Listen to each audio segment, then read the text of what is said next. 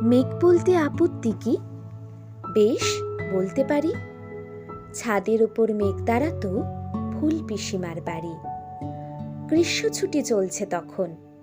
তখন মানে কবে? আমার যদি 14, মেঘের 16-17 হবে। ছাদের থেকে হাতছানি দিত, ক্যারাম খেলবি? আয়। সারা দুপুর কাহাতক আর ক্যারাম খেলা যায়। সেই জন্যেই জোচ্চুরি হয়। হ্যাঁ, জোচ্চুরি হতো। আমার যদি 14, মেঘের 15-16 মতো। ঘুরিয়ে দিতে জানতো খেলা, শক্ত ঘুটি বেলে।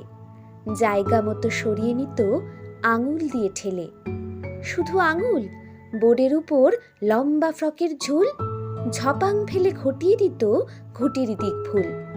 এই এখানে না ওখানে, এইটা না ওইটা। ছাপিয়ে পড়ে ছিনিয়ে নিল খুঁটির বাক্সটা। খুঁটিরও সেই প্রথম মরণ। প্রথম মরা মানে বুঝবে শুধু তারাই যারা ক্যারাম খেলা জানে। চলেও গেল কদিন পরে, মেঘ যেমন যায়। কাঠ ফাটা রোদ দাঁড়িয়ে পড়ল মেঘের জায়গায়। খেলা শেখাও, খেলা শেখাও, হাপির দেশ কাক।